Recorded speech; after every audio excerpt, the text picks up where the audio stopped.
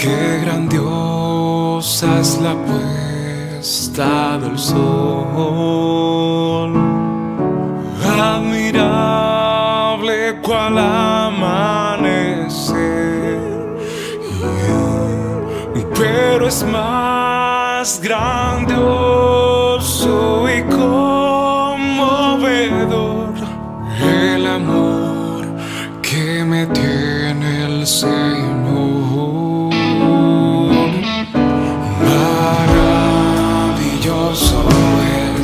Maravilloso es cuando pienso que Dios me ama a mí. Maravilloso es cuando pienso que Dios me ama a mí. Amados hermanos de la fe, amigos y todo aquel que es motivado por el Espíritu Santo a escuchar su palabra, les invitamos cordialmente a escuchar el mensaje que Dios tiene preparado para nuestros vidas, la palabra de Dios que nos ayuda a descubrir la voluntad de Dios en nuestras vidas. Siéntanse regocijados de esta gran bendición. Que Dios los continúe bendiciendo, amados hermanos, amigos y conocidos.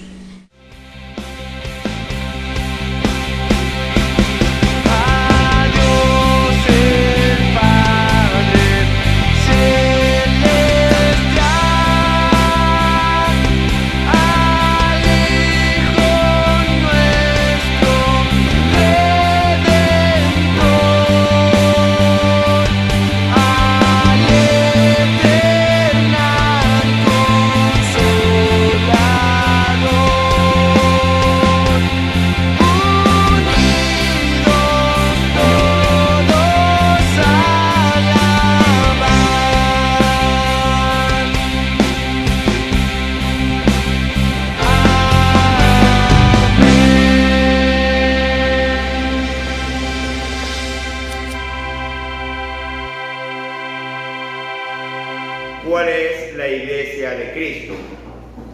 Muchas religiones y grupos se arguyen este título. Son los únicos llamados por Cristo, son los únicos fieles. En el estudio de las cartas de Apocalipsis aparece un título a la Iglesia de Filadelfia, la conocida como la Iglesia Fiel. Es un tema de vital importancia para saber cuál es el tipo de cristiano que va a ser salvo. Lastimosamente es un tema no estudiado. Se habla de avivamientos, se habla de un nuevo mover del Espíritu Santo, mas no se habla de fidelidad hacia el Señor. Hemos hablado que esta iglesia fiel es el mensaje a la iglesia que está en la ciudad de Filadelfia. Debe entender que la palabra Filadelfia significa amor fraternal. Entonces la Biblia nos dice el mensaje a la iglesia de los que se aman como hermanos. Esta ciudad fue fundada por el rey Atalo II, que tenía un profundo amor filial hacia el rey Eumenes II, rey de Libia, hermano de sangre. ¿Qué es amar al prójimo? ¿Qué es ser cristiano? Son temas que el día de hoy debemos estudiar y profundizar. Primero analicemos las características de quien escribe y vamos a leer Apocalipsis capítulo 3, versículo 7.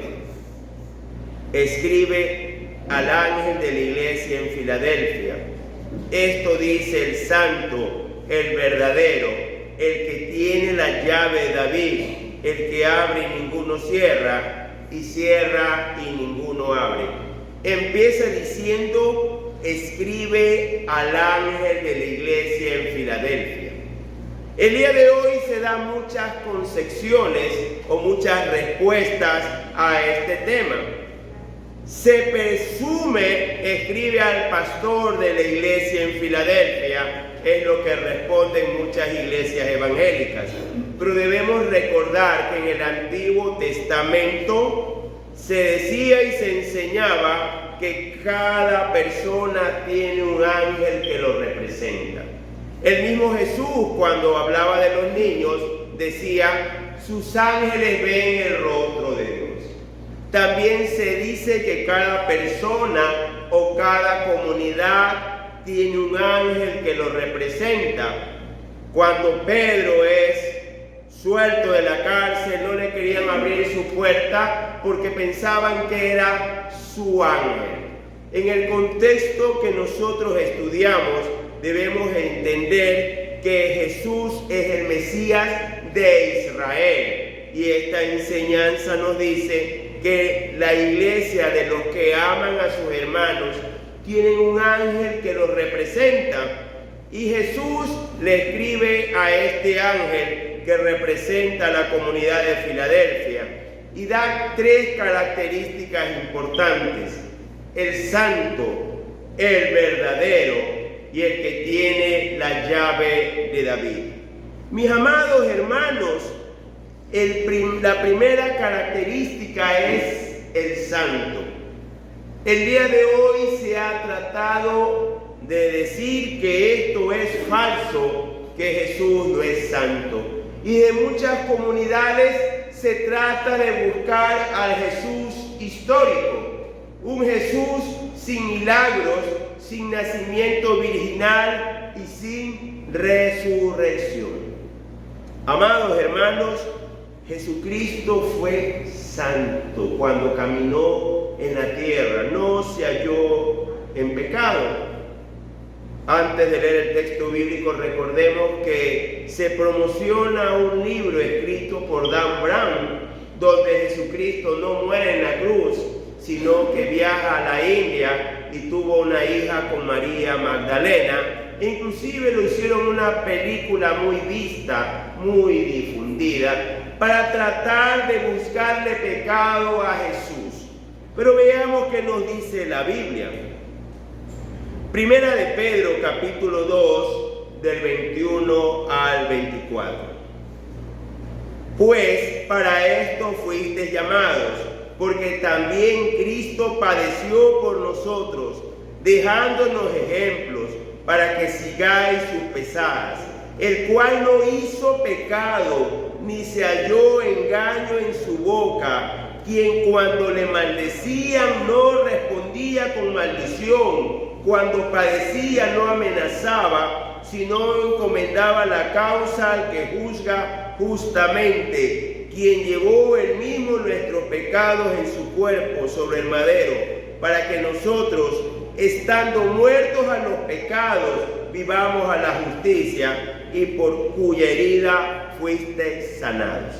La principal característica, mis queridos hermanos, no se halló engaño en su boca, cuando se lo maldecía no respondía, cuando padecía no amenazaba.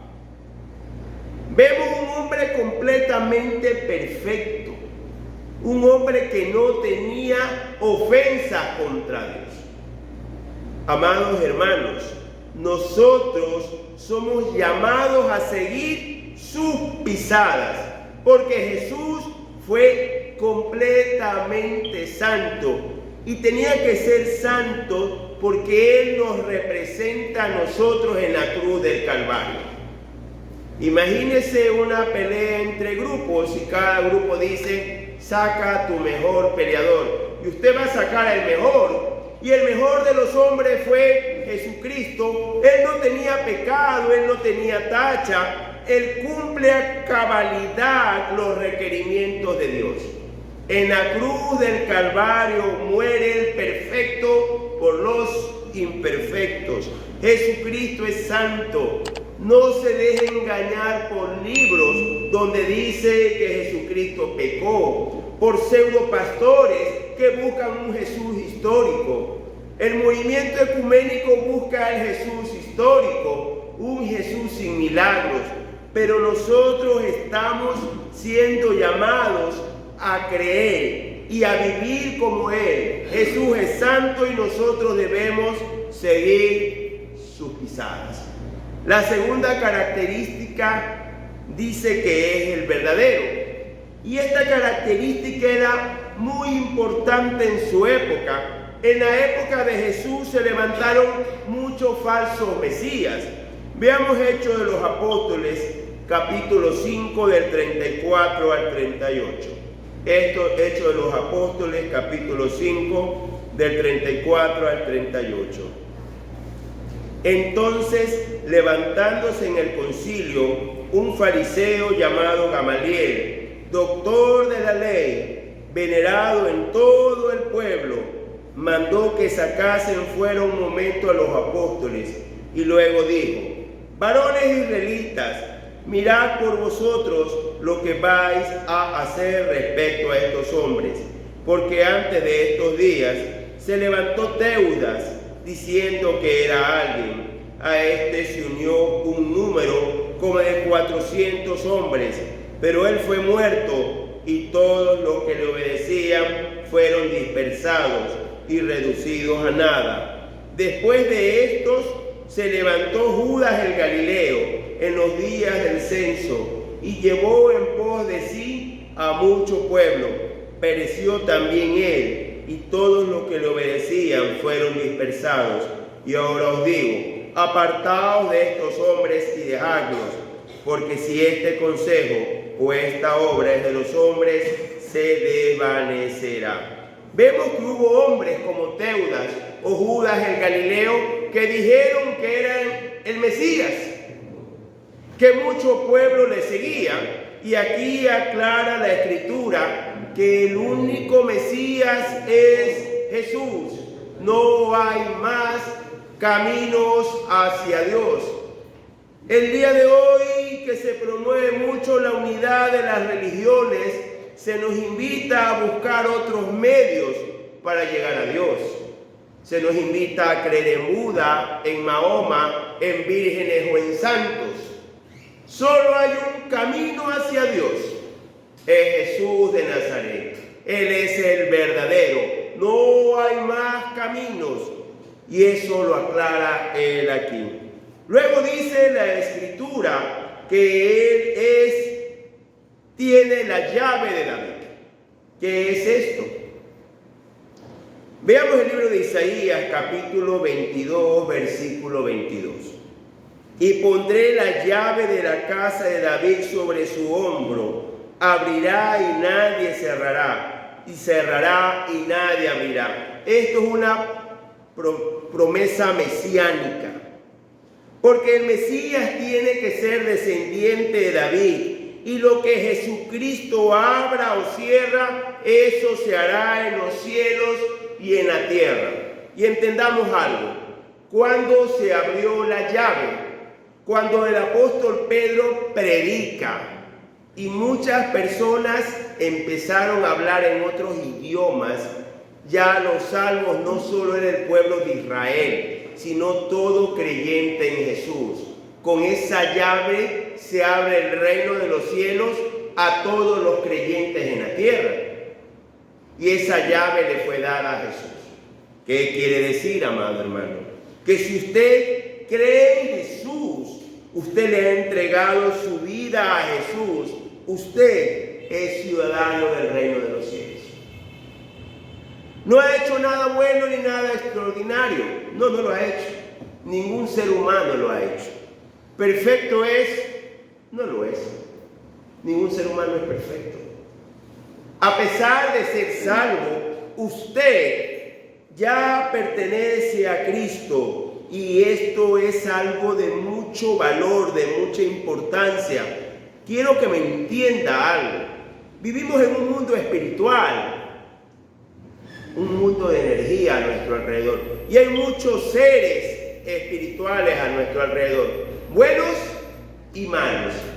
Cuando usted es de Cristo, usted tiene una guardia de ángeles a su alrededor para protegerlo, porque el maligno lo quiere destruir. El maligno quiere el divorcio, el maligno quiere que usted deje a sus hijos, el maligno quiere que usted no sea una esposa abnegada ni un esposo abnegado. Él quiere destruir todo lo bueno. Tanto es así que el día de hoy, llamado inclusión, se quiere destruir a todo lo bueno. Se quiere destruir a la familia. Se dice que la familia esclaviza el hogar, que la familia esclaviza a la esposa. Se quiere destruir y en muchos casos lo están haciendo con los hijos. Mujer, debes liberarte, debes salir a conquistar el mundo, salir a pasear. ¿Y con quién se están criando sus hijos?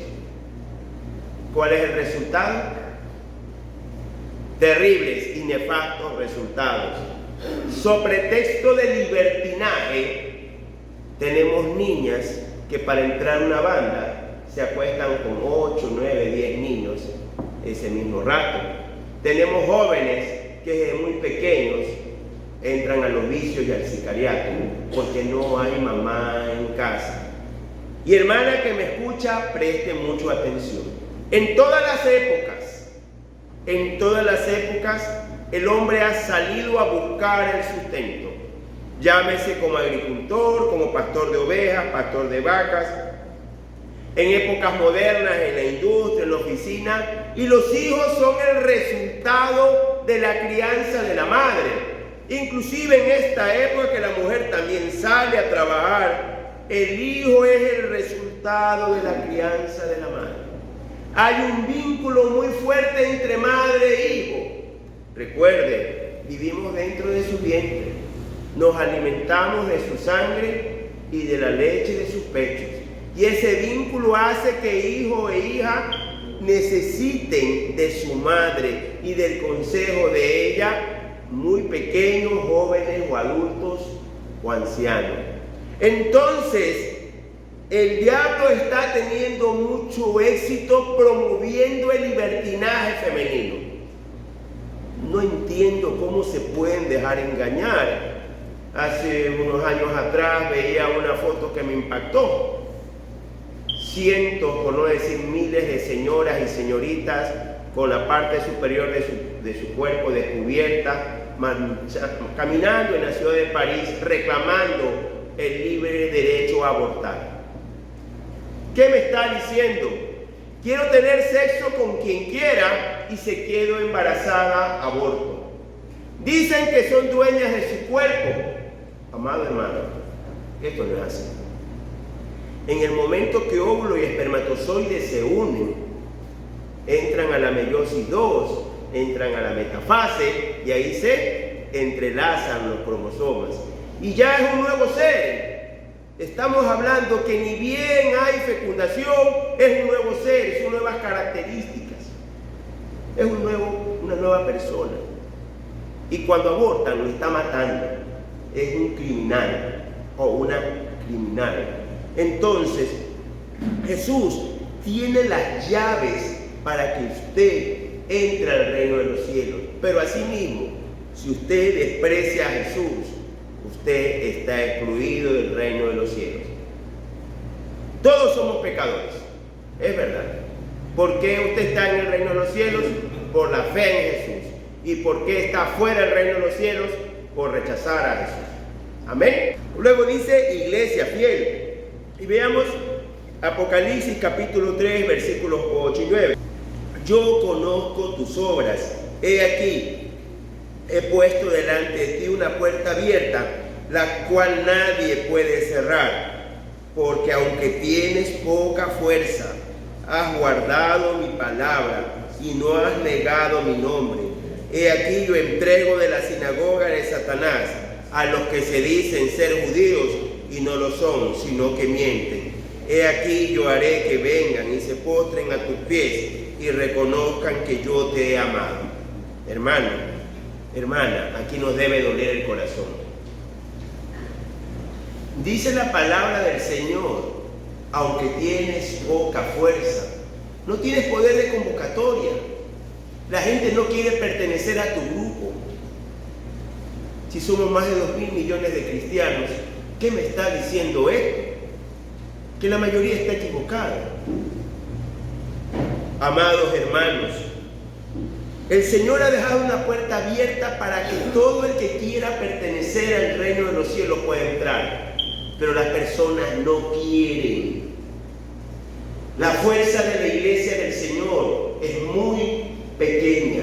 No es atractiva esta propuesta ante hombres y mujeres. Miraba hace unos días con unos amados hermanos una iglesia de la localidad que había implementado una cristoteca.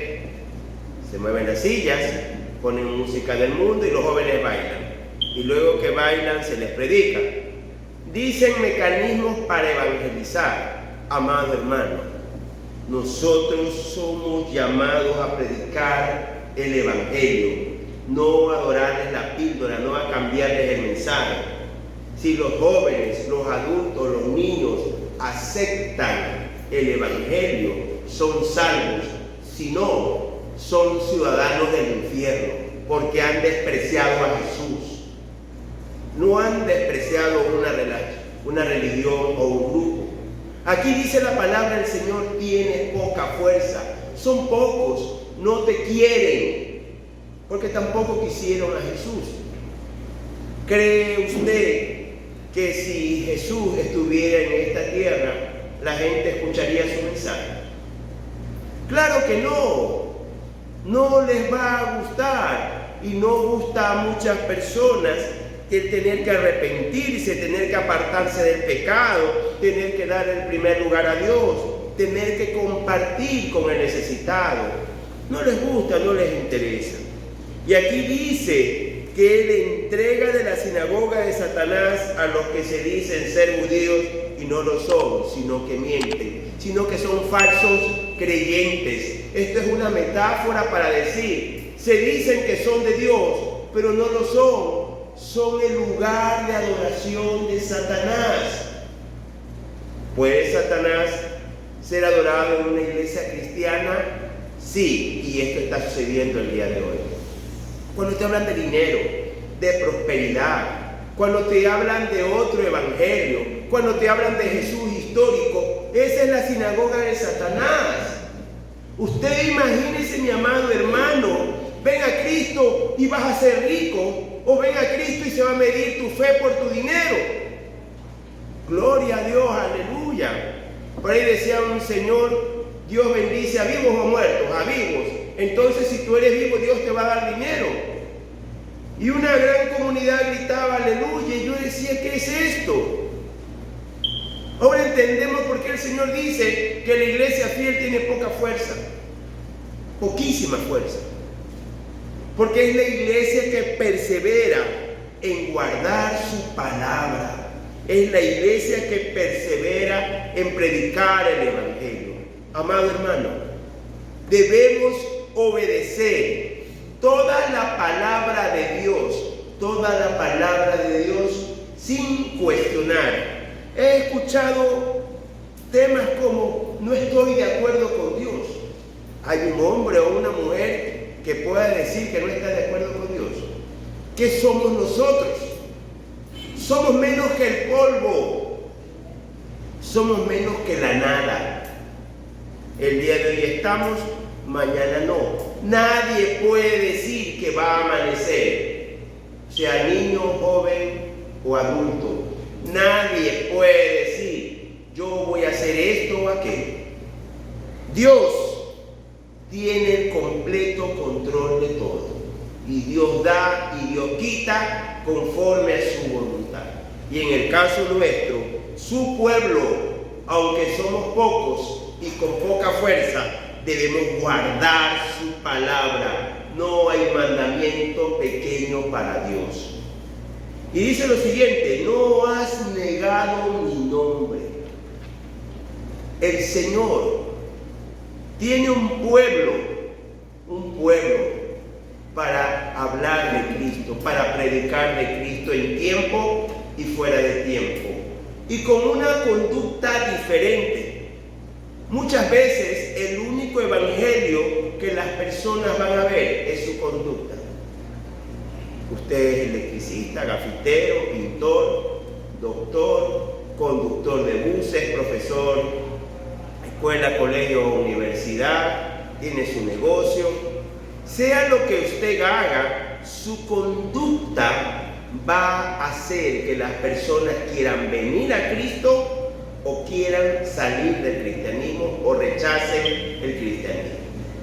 Imagínese usted un hermanito invitando a otro a irse de golpe en la calle, o un hermanito que en su negocio hace cuentas y le roba al cliente, o un hermanito o hermanita que tenga doble vida, porque lastimosamente esta expresión es muy real.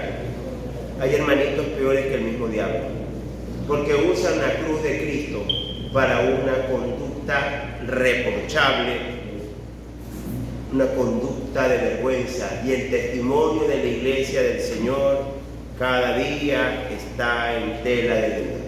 Mas nosotros, teniendo claro esto, tenemos que tener una conducta que invite a las personas a ser cristianas. Pero el ser pocos, el haber guardado la palabra del Señor y no negar a Cristo, trae una consecuencia. ¿Y cuál es esta consecuencia? Por cuanto has guardado la palabra de mi paciencia, yo también te guardaré de la hora de la prueba que ha de venir sobre el mundo entero para probar a los que moran sobre la tierra. Amados hermanos, esta doctrina es muy atacada.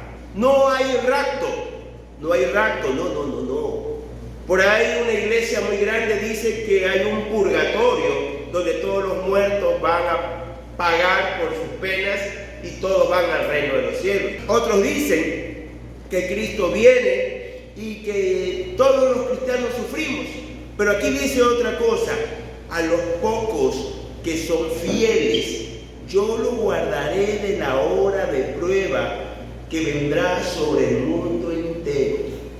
Es decir, lo que usted ha visto, ha escuchado o ha leído, que se vienen los tiempos de Apocalipsis, terribles enfermedades, terribles cataclismos, meteoro de ajenjo que viene sobre la tierra. Los creyentes no lo van a pasar, porque el Señor ha prometido librarnos de la hora de prueba que vendrá sobre el mundo entero. ¿A quiénes? Veamos Juan 13:35. En esto conocerán todos que sois mis discípulos, si tuvieres amor los unos con los otros. Usted tiene personas con resentimiento, usted no se lleva con alguien, usted ofende normalmente y se deja llevar por sus pasiones. Usted, para saber si es cristiano, debe amar a su prójimo. Y no se puede amar al prójimo si no se lo ayuda. Usted y yo y todos los creyentes tenemos la obligación de colaborar con el desempleado, con el enfermo, con el que está pasando tribulación. Amado hermano, si usted no ama al prójimo, no es creyente, está mintiendo, es sinagoga de Satanás. Tenemos que amar al prójimo, reconciliarnos, no guardar resentimientos en nuestro corazón y dar al necesitado. Ahora, con respecto a quienes son los que se van en el rapto, Jesucristo mismo lo aclara en el Evangelio de Lucas, capítulo 21, versículo 36. Velad pues en todo tiempo orando, que seáis tenidos por dignos de escapar de todas estas cosas que vendrán y de estar en pie delante del Hijo del Hombre. ¿No hay rapto? Sí hay rapto. Lo dice el mensaje a Filadelfia, y Cristo dice: ora, porque los dignos de Cristo van a ser librados de todas estas cosas. Los dignos del Señor. Amado hermano, usted y yo y toda la iglesia cristiana por más de 2000 años hemos padecido desempleo, enfermedad, dolores, tristezas. Amados hermanos, padecen persecución por su fe, pero eso es consecuencia del ataque de Satanás. Los tiempos de Apocalipsis es la ira de Dios sobre los desobedientes. Lo explico. Usted tiene 2 hijos. A uno le dice no prendas el televisor, al otro le dice lo mismo. Pero uno de los dos desobedeció. ¿A cuál castiga? Al que desobedeció. Es lo mismo. ¿Quién se va en el rapto? Los pocos que son fieles al Señor. Los muy pocos, los que tienen mucha fuerza. Los dignos de escapar de todas estas cosas que vendrán. Y algo que debemos recalcar, el Señor nos dice que por nada estemos angustiosos, pero aquí dice, velad pues en todo tiempo, ora constantemente por ser tenido por digno de Cristo. Vive para que el día de la tribulación que vendrá sobre los hijos desobedientes, tú estés fuera de este castigo. Dios va a castigar a todos los que han despreciado a Jesús y han puesto religiones, santos, vírgenes y otros dioses delante de Él. Porque Dios es celoso, es fuego consumidor. Y recuerde la promesa, yo también te guardaré de la hora de la prueba que ha de venir sobre el mundo entero. No lo olviden. ¿Por qué? Apocalipsis 3, del 11 al 13. He aquí yo vengo pronto, retén lo que tienes, para que ninguno tome tu corona. Al que venciere, yo le haré columna en el templo de mi Dios, y nunca más saldrá de allí, y escribiré sobre el nombre de mi Dios y el nombre de la ciudad de mi Dios, la nueva Jerusalén, la cual desciende del cielo de mi Dios, y mi nombre nuevo. El que tiene oído, oiga lo que el Espíritu dice a las iglesias. Hermano, todo creyente tiene una corona. Todo creyente verdadero tiene un puesto en una ciudad especial, la Nueva Jerusalén. Pero ¿qué requiere usted para ser ciudadano de esta ciudad, de este reino de los cielos, de esta corona? Amar al prójimo. Reconcíliese, quite todo resentimiento de su corazón. ¿Qué más necesita usted? Obedezca la palabra de Dios. No hay mandamiento pequeño.